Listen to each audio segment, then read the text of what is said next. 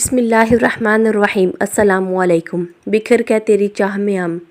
Excuse me, ان کے ساتھ کون ہے؟ ڈاکٹر عائشہ کا چیک اپ کرنے کے بعد باہر آئی تو وہاں موجود ولید اور فریحہ کو مخاطب کرتے ہوئے پوچھا تھا، جی ہم ہیں، سب خیریت تو ہے نا؟ فریحہ نے فکر سے پوچھا۔ ہاں، وہ خوف کی وجہ سے بے ہوش ہو گئی تھی۔ میں نے انہیں سکون کا انجیکشن لگا دیا ہے، 1 گھنٹے تک ہوش میں آ جائیں گی، آپ پھر انہیں گھر لے جا سکتی ہیں، ڈاکٹر نے بتایا تو فریحہ کی جان میں جان آئی تھی۔ مس فریحہ، کیا آپ ان کے گھر والوں کو جانتی ہیں؟ ولید کے پوچھنے پر فریحہ کو یکدم یاد آیا کہ ان کے گھر میں تو کسی کو انفارم ہی نہیں کیا تھا۔ جی میرے پاس ان کی امی کا نمبر ہے، میں انہیں کال کر کے بتا دیتی ہوں، یہ کہتے جیسے ہی وہ کال ملانے لگی ولید نے اسے پھر سے مخاطب کیا تھا، پلیز ابھی فی الحال انہیں اس صورتحال کے بارے میں مت بتائیے گا۔ ولید کے کہنے پر فریحہ نے تاکید میں سر ہلاتے عائشہ کی امی کے موبائل پر عائشہ کی طرف سے میسج کر کے بتایا کہ وہ آج لیٹ ہو جائیں گے، مگر وہ آج پہلے ہی بہت لیٹ ہو چکے تھے۔ تو اس کی امی کو فریحہ کے میسج پر یقین نہیں آیا تھا۔ اس کی امی کی کال آ رہی ہے، کیا کروں؟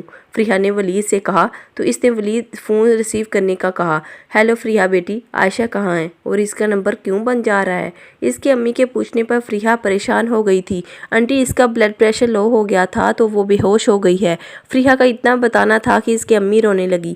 آنٹی ہم تھوڑی دیر میں اسے گھر پہنچا دیں گے، آپ بے فکر رہیں، فریحہ نے تسلی دینے کی کوشش کی جو کہ رائگاں چلی گئی۔ فریحہ آپ مجھے بتائیں کہ آپ لوگ کون سے ہاسپٹل میں ہیں؟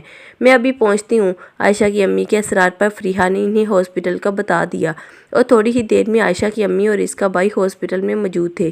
ماں جی، آپ جس طرح کچھ لوگوں نے اس کے ساتھ غلط کرنے کی کوشش کی تو میرا خیال یہی ہے کہ اسے ابھی فی الحال اس یونیورسٹی میں نہیں پڑھنا چاہیے، بلکہ ابھی وہ گھر سے باہر بھی نہ نکلے تو اس کے لیے یہی بہتر ہے۔ رہی بات ان لوگوں کی تو میں پتہ لگا لوں گا کہ وہ کون تھے، آپ کو فکر کرنے کی کوئی ضرورت نہیں، ولید انہیں تسلی دینے کے ساتھ ساتھ سمجھا رہا تھا، مگر میں انہیں چھوڑوں گا نہیں جنہوں نے میری بہن کے ساتھ۔ عائشہ کے بھائی کا جملہ ادھورا رہ گیا۔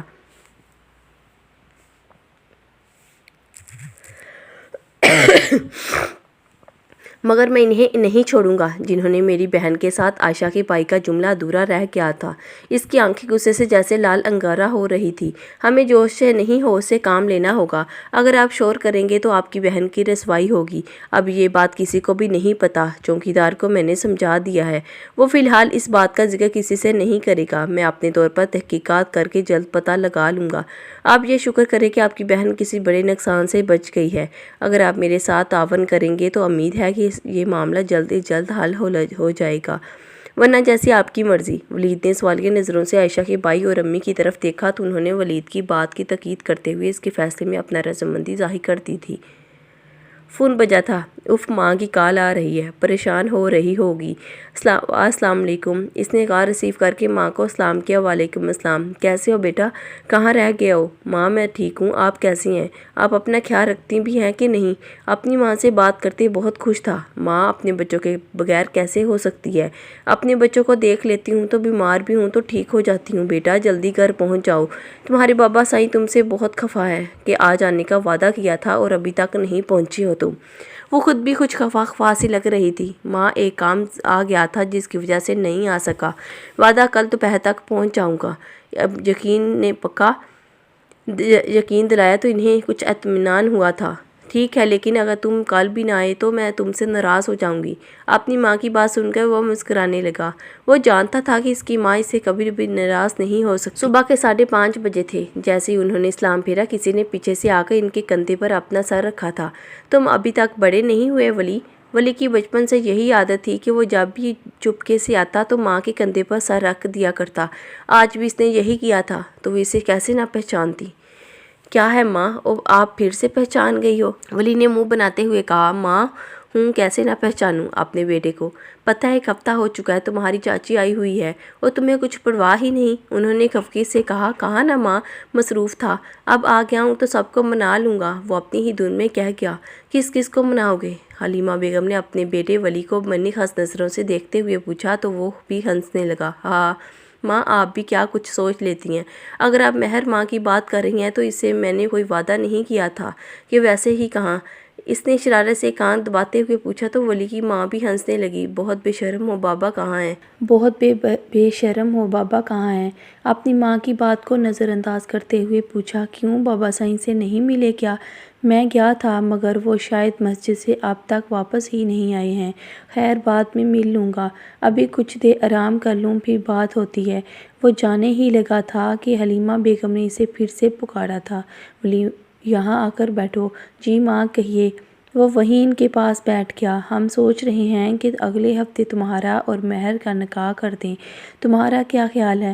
نہیں ماں، ابھی میرے لاسٹ سیمسٹر کے پیپرز ہو جائیں تو پھر اس بارے میں سوچیں گے۔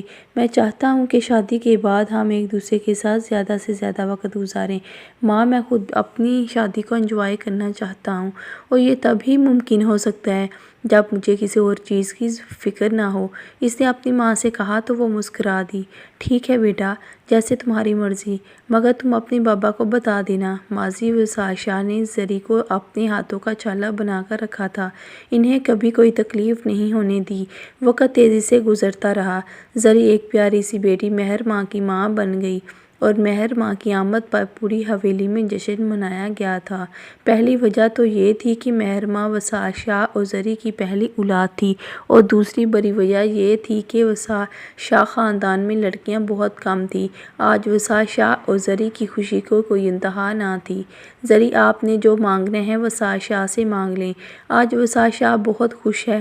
وصال شاہ نے زری کو فدا ہوتی نظروں سے دیکھتے ہوئے کہا، آپ کا ساتھ مل گیا، آپ کا ساتھ مل گیا، میرے لیے یہی بہت ہے، میرے لیے یہی بہت ہے۔ اور زری کے جواب پر وصال شاہ نے جھک کر زری کے ماتھے پر اپنا لمس چھوڑا تھا۔ جلال شاہ نے مہر ماں کو دیکھتے ہی عہد دیا تھا کہ یہ میری بہو بنے گی، میرے ولی کی دلہن، جو ابھی صرف 4 سال کا تھا اور میرے گھر میں ایک ننھی سی گڑیا کو دیکھ کر بہت خوش تھا۔ جلال شاہ نے اتنی خلوص سے کہا کہ وصال شاہ اور زری انکار نہ کر سکے اور ان دونوں کے رشتے کی یہ رضامندی دے دی۔ مہر ماں ابھی 3 سال کی ہوئی تھی کہ ان کے گھر میں بیٹے حسن کی آمد ہو گئی۔ اب ان کی فیملی مکمل ہو گئی تھی۔ وقت تیزی سے گزرنے لگا۔ ابھی مہر ماں صرف 9.5 سال کی تھی کہ وصال شاہ اور جلال شاہ کے آپس کے جھگڑے میں اتنی بات بڑھ گئی کہ گولیاں چلنے لگیں۔ وصال شاہ گولی کی نظر ہو کر اپنی جان سے ہاتھ دھو بیٹھے۔ زری پر تو جیسے غموں کے پہاڑ ٹوٹ پڑے تھے۔ سچ کہتے ہیں، خوشیوں میں ساری عمر ہی گزار دو تو کم لگتی ہیں، مگر غم کا ایک لمحہ بھی بہت بھاری ہوتا ہے۔